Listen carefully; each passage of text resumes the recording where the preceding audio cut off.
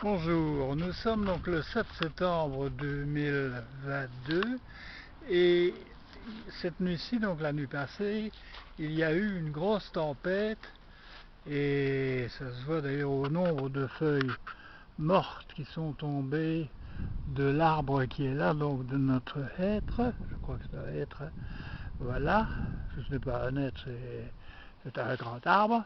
Et j'ai voulu filmer ici le résultat de cette tempête. Ça soufflait dans tous les sens sur un de nos arbres. Et cet arbre, le voilà. Le voilà, cet arbre. Cet arbre porte des fruits. Ces fruits, ce sont des pommes. Donc c'est un pommier. C'est la première année qu'il porte autant de fruits et d'aussi belle qualité. Et ce pommier, donc, nous n'avons pas encore récolté une pomme parce qu'aucune n'est encore tombée.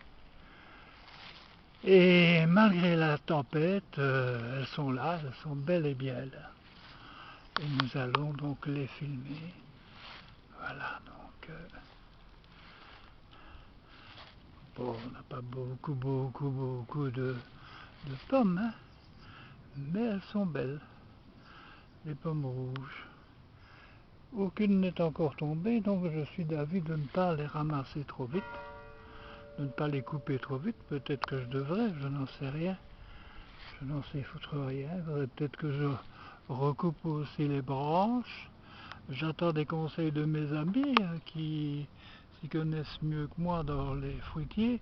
Qu'est-ce que je fais? J'enlève les pommes, les plus grosses, les plus rouges, parce qu'il y en a des petites, hein. Il y en a des petites, il y en a des fort petites. Est-ce que j'enlève les fruits? Est-ce que je commence à recouper les dessus des branches? Je n'en sais rien.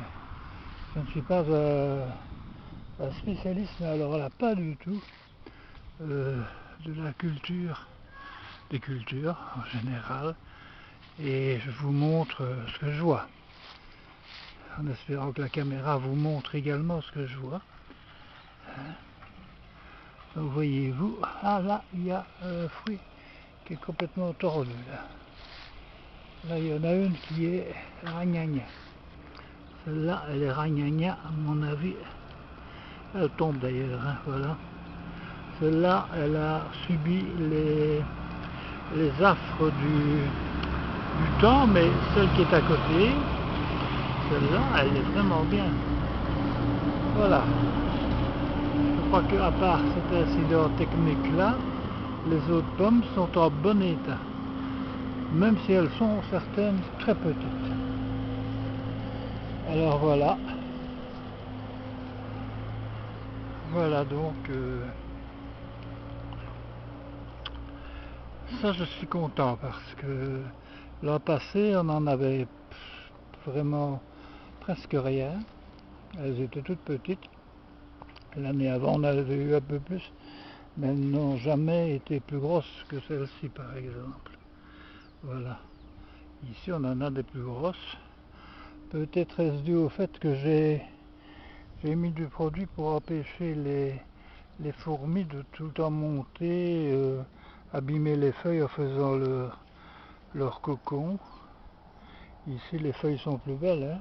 Comme on voit, elles n'ont pas été roulées, certaines ont quand même souffert, mais c'est quand même une belle réalisation. Donc le pommier actuellement il est plus grand que moi, hein.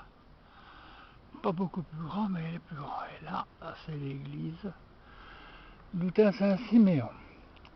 Voilà, j'attends de mes nombreux spectateurs, téléspectateurs, avisés, et avisés ailleurs d'ailleurs, leur avis sur que dois-je faire au niveau de mes pommes.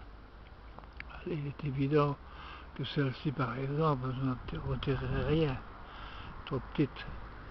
Voilà, celle-là est abîmée aussi. Elle est abîmée, elle a quelque chose qui est... Voilà.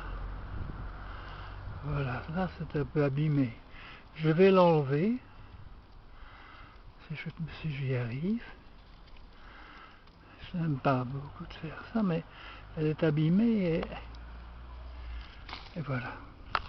Voilà, celle-là est abîmée, elle a certainement un verre, mais le reste de la pomme est bien dur. Donc, je vais la garder, on va la manger à l'intérieur, hein, quand ma femme sera rentrée. Parce qu'aujourd'hui, elle allait chez le coiffeur. C'est une fois tous les ans, ou une fois tous les heures et demie ou 2 ans, mais c'est exceptionnel. Mais voilà. Voilà, donc j'enlève quelques feuilles qui sont foutues. Et voilà. Je finis sur celle-là parce que c'est la plus belle. Et